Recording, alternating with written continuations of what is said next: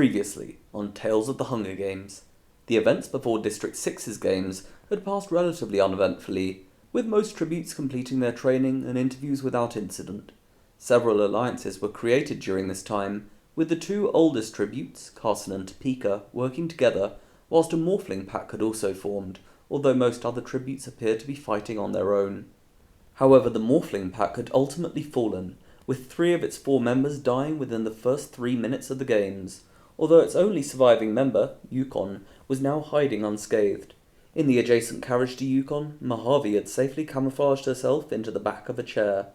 As for Carson and Topeka, they were still in the control room at the front of carriage A, but they had so far failed to master this train's control panel. Meanwhile, Oregon had rather sneakily travelled across the train's roof and all the way to its rear carriage, where he had just reprogrammed carriage H's connecting magnets, which was now putting immense strain on the back of the train. The minutes went by, and the screeching became louder as the floor of this upper compartment sloped down further, and the magnets connecting the lower compartments were placed under further strain. But Lincoln assured Pasadena that this was not unusual, and Horn Aplenty began to play.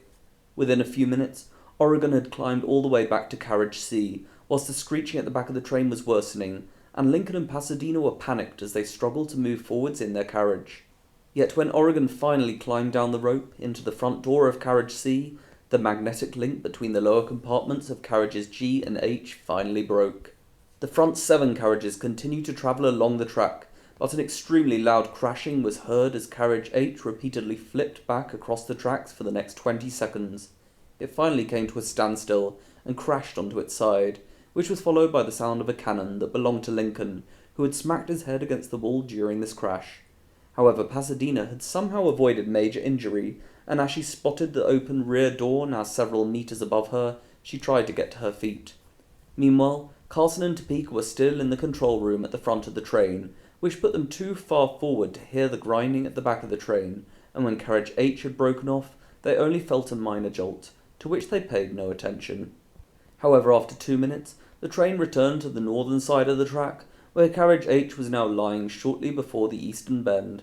Whilst Carson had been keeping watch by the door, Topeka was looking ahead from the control panel, and she gradually noticed the wreckage of carriage H in the distance as the sounds of suspenseful cheers grew in Snow Square. Remarkably, Topeka did not act at first, and she continued to look to the jumbo jet in the east. Yet after almost 20 seconds, she looked ahead once more, and as she noticed the hovercraft coming down to collect Lincoln's body from the remains of carriage H, she suddenly jumped up and screamed. This in turn made Carson jump, and as he looked ahead to see carriage H that they were fast approaching, Topeka ran back and out of the control room. Carson sprinted after her through carriage A and shouted that she should have seen it on the tracks, but Topeka did not reply and simply continued running into carriage B. They sprinted for a few more seconds as Pasadena finally reached the roof of the overturned carriage, but it was too late for her to escape, and carriage A crashed straight through the now hollow side of carriage H.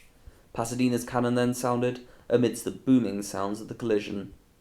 Carson and Topeka were both thrown through the air across carriage B, with Topeka landing on a pair of seats to her right, whilst Carson fell straight against the door of carriage C, which saw him collapse to the ground and immediately groan in pain. Meanwhile, Oregon had remained in the upper compartment of carriage C, although unlike all other tributes, he knew that this collision was about to occur, and so he lay on the sofa from earlier and covered himself in cushions, which protected him from the impact of the collision. Yukon was still in the upper compartment of carriage D, and she banged her head slightly against one of the chairs next to her, but this did not appear to cause her much pain. As for Mojave, she hardly moved, and remained hidden between the seats in the lower compartment of carriage E.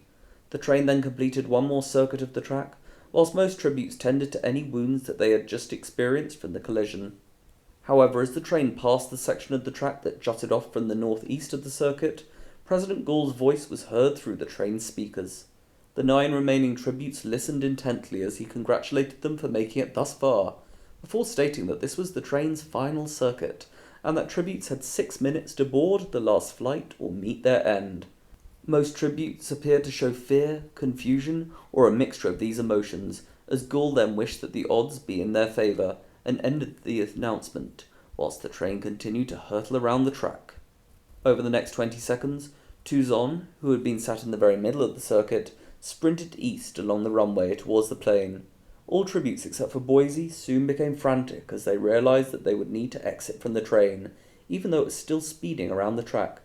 Despite their injuries from the collision, Carson immediately readied himself to jump from the train, and he shouted at Topeka that he needed her to be brave and jump with him. As Carson stuffed his wire cutters and water bottle into his pocket, he practically dragged Topeka towards the rear door of carriage B, and she cried slightly, saying that she could not jump, but he replied that she would be fine. He then held her hand and said that even though she had almost let him be killed in the earlier collision, he was still there for her, and she let out a weak smile. Carson opened the door, and as a flurry of air hit them, Topeka swore in fear, but he looked across the eastern bend and noticed that a long wide bush lay just a few 100 meters ahead. Carson grasped Topeka's hand and she winced, but he told her to hold on, and as they were about to pass the bush, Carson jumped, pulling Topeka with him. Cheers erupted in Snow Square as Carson landed on the bush, and although Topeka's legs landed over its side, she was still holding on to Carson and was therefore unharmed. She yelped slightly as she came to a stop, but seemed relieved when she realized that she was uninjured. Carson then jumped from the bush and shouted at Topeka to follow him, as he ran towards the jumbo jet, that was now just a few 100 meters away, with all 4 of its stairways open. Meanwhile, Oregon had grabbed the cushions from the sofa as he made his way down to the lower compartment of carriage C. He opened the door and seconds later saw Carson and Topeka jumping into the bush ahead of him. After looking back and realizing that they had avoided injury, Oregon waited until he saw the next bush, that was on the lower side of the eastern bend, and he proceeded to jump with the cushions of the sofa beneath him, which softened his impact against the bush, and he almost immediately jumped down onto the grass below. As for Mojave, she had been panicking and even crying within the upper compartment of carriage F, whilst watching through the front door's window, as the other tributes jumped from the train. She was even heard to ask herself how she could do this, but whilst the train ran along the southern track, and she appeared to spot the large rock face at the end of the northeastern track, she gasped and swore, before heading down to the carriage below. Although Mojave would have been able to jump onto several bushes that she passed around the western bend, she seemed unwilling to take this risk, and it was not until the train was halfway along the northern track that she finally jumped onto the penultimate bush available. Yukon had also been nervously watching from the rear door in the lower compartment of carriage D.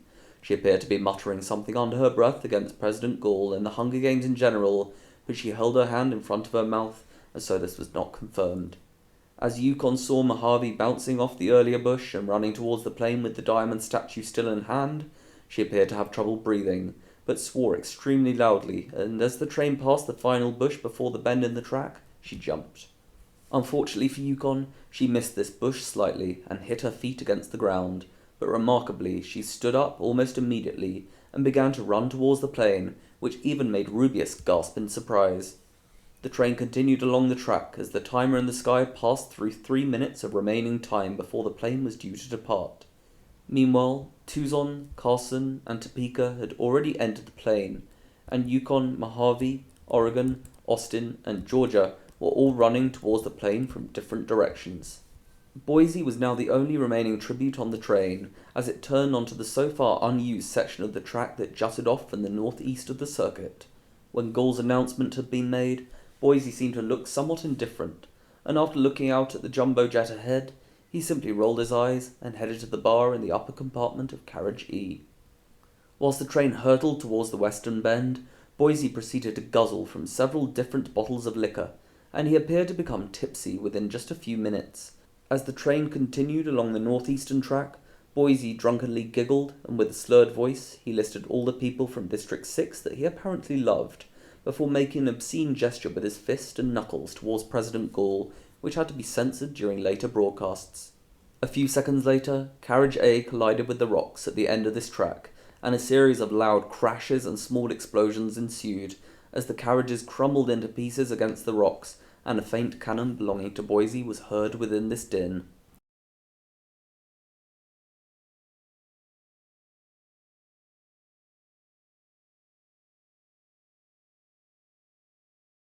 The surviving 8 tributes were now either inside or running towards the plane that sat at the eastern end of the runway. As they neared the plane, most of these tributes seemed to note its 4 stairways leading up from the ground to the first floor. A few tributes also seemed surprised by the plane's great size, and Eugenia announced its length to be almost 200 meters, whilst its height was just over 30 meters. During this time, Rubeus and Eugenia conducted a swift tour of the plane, occasionally looking back to check that none of the tributes were yet close enough to fight each other.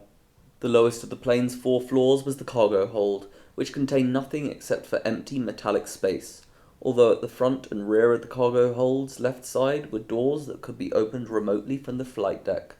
Directly above the cargo hold was the economy floor, which contained tightly packed seating, with 2 aisles between these rows. At the very front of the economy floor was the flight deck, that had been programmed to autopilot for this journey. This room was accessible to tributes, although its door did not lock. The floor above was the business class, and like the upper compartments of the train, the chairs, sofas, and tables were more elaborate and spread out within this floor, even though it was slightly smaller than the economy floor below. As for the luxury floor at the top of the plane, its small space was much more open and decorated with chandeliers and fine embroidery. This floor also featured a bar, a dining area, and even a small swimming pool. Connecting these floors were 2 concise spiral staircases, with one at each floor's front end and another at each floor's rear end. Whilst Austin began to approach the plane's rear left stairway that Topeka had agreed to guard, Rubeus quickly mentioned that the plane could only travel within 20 kilometers of the arena's ground perimeter, before automatically turning back. He then added that although this plane looked well maintained, it was in fact very old, and from the late American era. Eugenia seemed surprised, and replied that the plane seemed to be in good condition, to which Rubeus asked where would be the fun in that, and the focus returned to the arena, as the time was checked to show 2 minutes left before the takeoff, and Austin ran up the plane's rear left stairway. Topeka was guarding these rear stairways with her wire cutters, whilst Carson had been guarding those at the front of the plane. Austin's speed increased as he ran up the stairs towards Topeka, and although she swiped her wire cutters towards him, she missed, and he swiftly tackled her to the ground. Topeka proceeded to shout for Carson's help, whilst Austin pinned her down and tried to grab the wire cutters, but Carson hesitated, and Rubeus said that he seemed to realize that it was more important to guard these stairways at the front of the plane. As Austin reached for Topeka's wire cutters, she desperately tried to hold back his arm, but neither of this dueling pair appeared to have noticed that Georgia was running up the other rear stairway, and as they continued to fight, she quickly entered the opposite door and gasped at them. Austin begged Georgia to kick these wire cutters towards him, as he continued to use all the strength in his arm to pull her back. Georgia appeared to freeze for a second, but after seeing Topeka close to reaching the wire cutters, she quickly kicked them towards Austin's hand, before running up the nearby stairway towards the business floor. Topeka yelled as Austin grabbed the wire cutters, but before she could defend herself, or Carson had even seen what was happening, Austin stabbed Topeka through the neck several times, and as she stopped moving, Austin got up and ran to the stairway that Georgia had used. Carson finally looked over, and after realizing that Topeka had been fatally stabbed, he yelled and ran along the economy floor after Austin, whilst Topeka's cannon sounded. Meanwhile, Oregon had been waiting behind a bush that lay close to the front of the plane. After realizing that there was only 1 minute remaining before takeoff, and seeing how strongly Carson had been defending these front stairways, Oregon appeared to have been on the verge of running to the rear stairways, but as he saw Carson running back through the plane, he finally ran towards the front left stairway and up into the front of the economy floor. For a split second, he looked down the aisle to see Topeka's body, and he briefly marveled at the old furnishings, but after seeing Mojave running towards the front right stairway, Oregon quickly headed into the flight deck behind and slammed the door. He appeared slightly annoyed that there was no lock on the door, but this feeling soon seemed to fade as he examined the complex flight controls ahead. Whilst Mojave proceeded to hide within a row of seats at the front of the economy floor, Yukon became the final tribute to enter the plane through a rear stairway with just 15 seconds of the countdown remaining. She heard the chaotic fight unraveling in the business floor above, then grabbed onto a railing of the nearest stairway. The countdown reached 0 and the plane's stairways automatically folded back into the plane, which suddenly moved forwards, and whilst Yukon held onto this stairway railing and crouched down, a cannon sounded. During this time, Carson had chased after Austin and Georgia into the business floor above.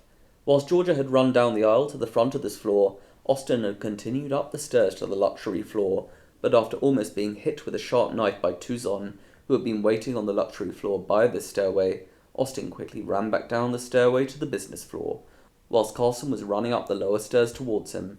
Austin yelped as he ran from Carson along the business floor, but the plane suddenly began to move forwards and he fell in the aisle.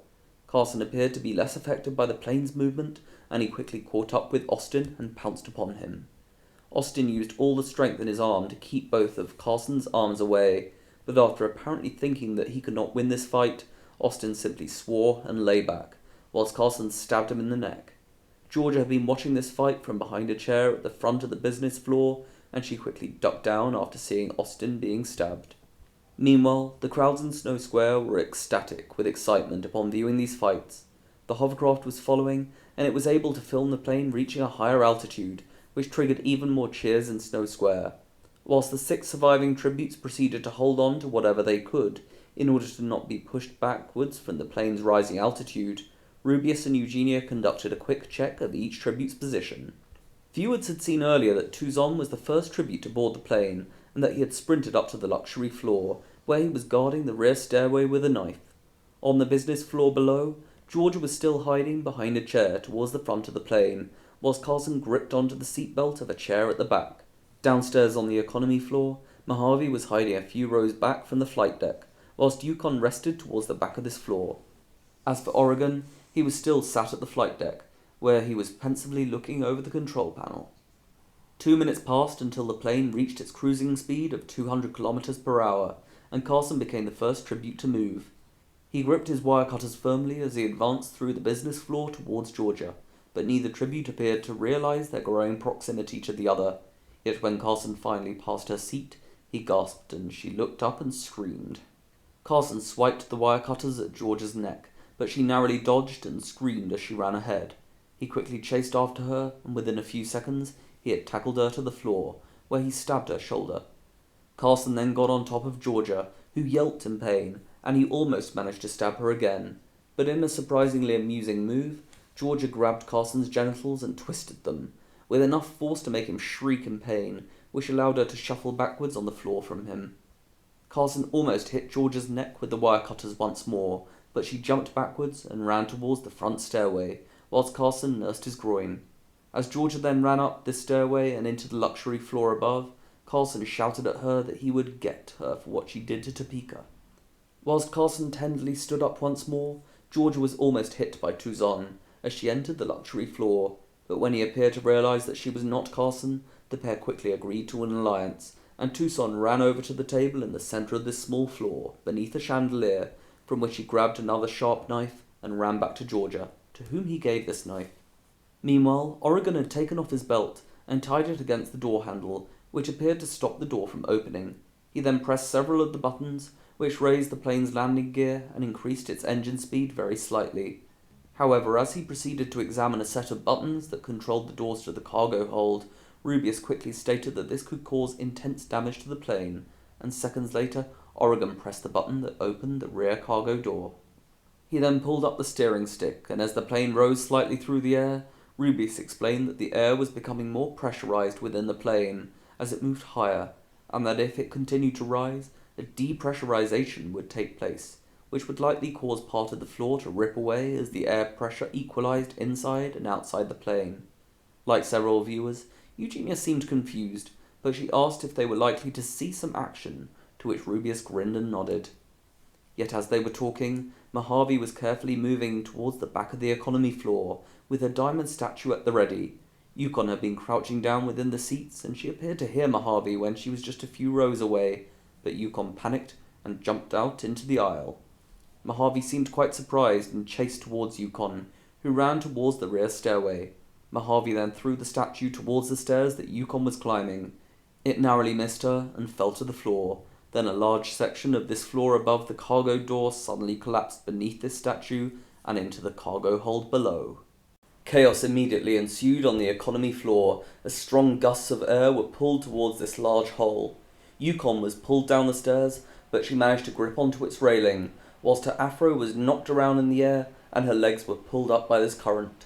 She appeared to scream in terror, although due to the loud rushing of air around her, her voice could not be heard. Mojave was instantly sucked out of the plane and through the cargo door below. As Yukon continued to grip onto the stairs railing, she looked around and noticed that many wires within the plane's floor had been broken, which was causing them to whip around in the wind. Yukon appeared even more scared as she noticed some of these wires lashing against each other, which was causing sparks of electricity to fly between them. In the flight deck, Oregon seemed agitated as various alarms around him started buzzing, in order to indicate the danger that the plane had encountered. But when he heard screaming and shouting from behind and above, his worry appeared to turn to relief. Then almost a minute later, Mojave's cannons sounded when she hit the ground. During this time, Yukon's hair continued to lash around as she desperately tried to climb the stairway to the business floor, but two of the wires had connected and caused a spark which hit another wire that was now burning. This triggered flames and a plume of smoke, although fortunately for the tributes inside the plane, the latter was being pulled from the plane by the currents of air during this time. Over the next minute, viewers in Snow Square cheered as Yukon managed to climb through the stairway and away from the flames that were quickly growing at the rear end of the economy floor until she reached the business floor above, at which point she collapsed against one of the nearest chairs.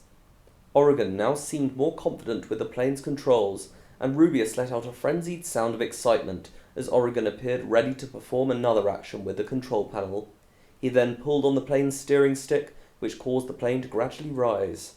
At first, this incline was gradual, but Oregon continued to pull back on the steering stick, and within 30 seconds, the plane was travelling upwards at a 45-degree angle. Although the air currents caused by the depressurization had weakened, the surviving tributes in the floors above were now struggling to remain still as the plane rose.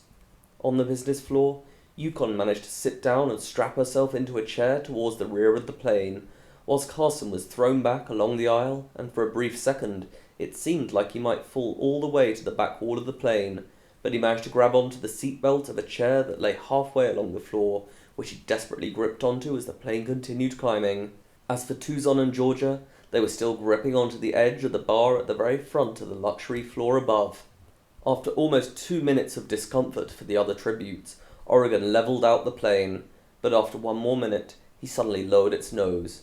Yet as the plane began to descend, it suddenly turned to the right, much to Oregon's confusion, and Rubius revealed that this was due to the plane nearing 20 kilometers from the ground perimeter, and so a game maker was remotely turning it to the right, whilst Oregon was already lowering its nose. These combined forces caused chaos inside the plane, as tributes struggled to not be thrown to the rear. Tuzon and Georgia soon struggled to hold onto the bar, and although Georgia finally managed to grip onto one of its sides, Tuzon was unable to hold on, and he let go. He collided with a chandelier on the roof of this floor, and as Georgia screamed at the mess of blood and glass, the water poured out of the swimming pool and collided with the chandelier. A cascade of electric sparks then flew from the chandelier, and a cannon sounded. However, Carson had appeared to realize that the plane was being controlled from the flight deck at the front of the economy floor, and Yukon watched as he climbed down the front end of the business floor, which was now its lowest side. Carson gritted his teeth with pain as he reached this front stairwell, before using all his strength to climb down these stairs to the economy floor. The fire was now growing at the rear end of the economy floor, and Yukon gradually moved forwards, until she was sat approximately halfway along the business floor. When Carson was approximately halfway down the front stairway, a large section of the business floor's rear end suddenly gave way, crashing through into the economy floor. Whilst the plane continued to bank right, Yukon watched in shock as chairs, tables, and ornaments fell from the business floor, in the space where she had been sat just 1 minute earlier. Upon hearing the crashing behind, Oregon gasped and jolted around, then held the steering stick still, which soon stabilized the plane. Yukon was now covering her mouth from the growing levels of smoke that were flowing through the large hole at the rear end of the business floor. Meanwhile, Georgia finally found her footing on the luxury floor, and after grimacing at the sight of Tuzon's mangled body within the chandelier, she ran back down the stairway to the business floor. Georgia appeared to be in shock from the large hole at the back of this floor, but after looking down to see Carson on the stairway below, she swiftly limped along this floor and stopped just 2 rows in front of where Yukon was resting. As the smoke neared Georgia, she let out a shrill wail, then began to splutter and cough. She was about to turn around, but Yukon suddenly jumped out into the aisle, and as Georgia gasped, Yukon lunged towards her. Carson began to climb down the rest of the stairway to the economy floor, whilst Yukon tackled Georgia and smacked her head against the floor. Georgia desperately tried to fight back, but she was already struggling to breathe, and Yukon continued to punch Georgia until she appeared to lose consciousness. Yukon then looked a few meters ahead to the edge of the hole at the rear end of the business floor, and as she looked down at Georgia, who was struggling to breathe amidst the incoming winds of smoke, Yukon sighed and struggled to her feet before covering her mouth with her t-shirt. She then practically dragged Georgia towards the edge of this hole in the floor. Georgia finally seemed to open her eyes as Yukon looked at the sky, which could be seen through the bottom of the plane's floor. Georgia raised her hand towards Yukon, who apologized, and then pushed Georgia over the edge of this hole. Yukon gasped as Georgia quietly yet rapidly fell through the cargo door. Yukon then stumbled to her feet and appeared to have trouble breathing, before collapsing into the nearest chair. After almost 30 seconds passed, a cannon sounded, and it was announced that Yukon Mendez was the female victor of District 6's Hunger Games. She appeared too dazed to react to this news, until an oxygen mask fell from the panel above her chair, and she swiftly placed it over her mouth. Yet as Yukon breathed and blinked in apparent shock, the plane began to raise its nose. Meanwhile, on the economy floor, Carson had readied his wire cutters, and he suddenly pushed against the door to the flight deck, but he did not appear to realize that Oregon had managed to fasten it shut from the inside. George's cannon was then heard, and Oregon appeared to realize that someone was trying to push through the door behind him. As it was announced that Yukon was the victor of these games, Carson proceeded to have trouble breathing. Then he shouted that he was going to kill Oregon, while stabbing his wire cutters into the door with one hand and smacking it with the other. Oregon appeared to panic a little, but with almost no delay, he pulled the steering stick back as far as possible, and the plane's nose began to rise. However, Carson managed to latch his feet onto the handles of two nearby cabinets, and after pulling with all the strength in both his arms, the belt that was strapped to the door was broken, and the door flew open. Oregon yelped as Carson snarled and climbed towards him, but he pulled back on the steering stick until the plane had almost reached a 45-degree angle, whilst Carson was desperately trying to hold his position within the door. For the next 30 seconds, the crowds in Snow Square cheered, as Oregon occasionally looked back at Carson, who was still desperately trying to climb up through the flight deck towards him. Yet as the plane reached a 60-degree angle, Carson lost his footing, and he dropped his wire cutters, which fell down the economy floor and through the hole at the back of the plane. Oregon continued to look around at Carson, who then lost his footing and fell back against the nearest set of seats. As Oregon looked ahead, he appeared to hear Carson shout in anger and aggression, but he pulled back even further on the steering stick, and Carson was knocked towards the aisle, whilst desperately holding on to the armrest of a seat. Amid several more alarms, Oregon increased the plane's speed, and after gritting his teeth in agony, Carson's grip was finally released, and he yelled in an apparent mix of anger and terror as he fell towards the hole at the rear of the plane, before tumbling through the sky towards the ground below. Oregon continued to keep the plane at this angle until he finally heard a cannon sound, and it was announced that Oregon Luther was the male victor of District 6's Hunger Games. He lowered the steering stick and seemed dazed as the plane's pitch stabilized. An oxygen mask fell from the ceiling, which he placed over his mouth, and within a few seconds, he fell back in the chair and closed his eyes. The autopilot was reconnected, and as the camera returned to show Yukon passed out with her oxygen supply at the rear end of the business floor, respectful applause was heard within Snow Square, and Eugenia joked that only District 6's victors would fall asleep straight after achieving victory. Whilst Eugenia and Rubius discussed this showdown, the plane was shown to fly back to the runway, where it landed just 3 minutes later. As the damage of the rear hull was shown, Oregon and Yukon were pulled from the wreckage and placed on jeeps that quickly drove them to the nearby hovercraft, and within a minute, they were being flown out of the arena and towards Gall Hospital.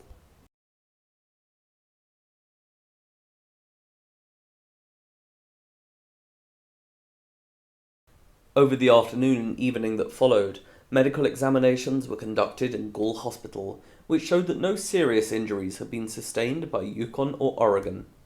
During the analysis of the games that was shown on Capital TV, interviews were conducted with excited viewers in Snow Square, and it soon became clear that these games had been extremely popular amongst Capital audiences. Oregon in particular had become a Capital favourite for his cunning ways of killing other tributes. The next evening, both district victors were taken to Dalton Studios for their interviews, and Oregon was dressed in a black and white sparkling suit that was reminiscent of what he wore for his interviews, although the matching pilot hat that was added to his outfit was noted by several fashion experts to be similar to what many pilots of the old American era would wear. As for Yukon, she wore a glamorous black gown, along with a large dark rose in her hair, but as she came to the stage, she appeared to be walking at a slight angle, and several audience members whispered, with some stating that she may be under the influence of alcohol. Oregon was praised by Eugenia for his destruction of the magnets on the train, and then his control of the plane, which had earned him the moniker Fatal Flyer within the capital. Footage of the plane that was taken from the hovercraft was shown, to which Oregon quietly stated that whilst he had often read about the old American jumbo jets, he had never had the opportunity to fly one until these games. When it was time for the focus on Yukon's victory, Eugenia stated that while she had not achieved victory through such courageous methods, she still had to be praised for her ability to hide throughout these games, along with her ability to avoid other tributes, which had earned her the humorous moniker Yukon amongst Capital viewers. Yukon did not initially appear to understand this name, but after Oregon and Eugenia had each repeated it to her a few times, she finally appeared to realize the name's significance, amidst laughter from the audience. Although most district victors would stay in the capital until the next district's reaping, Yukon and Oregon's mentor, Madison Hawker, opted to take them back to District 6, where she claimed that it would be easier for her to keep them under her eye. After arriving in District 6 on the Friday morning, Oregon and Yukon immediately moved with their families to their new houses in the victor's village. For the next 24 hours, Oregon seemed happy to relax in his own bedroom, where he slept and recovered, whilst Yukon invited Raleigh Eskin, the sister of Wisconsin Eskin, to her house, with whom she proceeded to drink several bottles of whiskey. However, on the Saturday morning, both district victors were awoken early by peacekeepers, and despite futile resistance from their respective families, they were dragged to the railway station and placed on a train that headed straight to the capital. It was not until Oregon and Yukon arrived in Snow Station later that morning that they saw screens within the station broadcasting Capital TV, which showed the breaking news that District 14 had just been attacked and fallen to an alliance of European nations. Although the capital commanders throughout District 14 conducted a valiant fight against these radicals, the sheer quantity of European forces was too great to defeat, and over that night, each of the 10 zones was taken over by these forces, with only a handful of capital commanders escaping from the district and returning to mainland Panem. This also led to Mohammed Yousaf and Sinead Thomas, victors of District 14's games, being abducted by these rebels and held within their respective zones. The pair were therefore unable to compete in the grand final that occurred 6 weeks later. Although little is known about the rest of Mohammed and Sinead's lives, it is believed that Mohammed spent the next few years acting as an ambassador to District 14 during climate summits within the Arabian Empire. As for Sinead, it is known that she remained in the newly reformed country of Wales, where she had at least 2 children. Meanwhile, back in mainland Panem, concerns were suddenly raised in regards to the other district victors, who were still in their respective districts. President Gould therefore ordered for each of them to be taken immediately to the capital, where they would be safe from European rebels.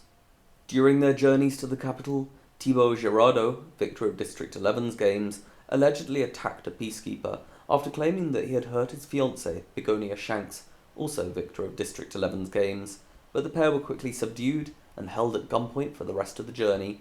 Bark Berjac, victor of District 8's games, was also restrained after trying to throw himself from his respective train, and Olive Branks, victor of District 7's games, had to be sedated after showing signs of hysteria.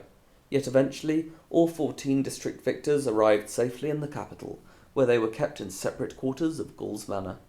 Due to the high level of security surrounding these district victors until the grand final, little is known of how they spent their time over the following weeks.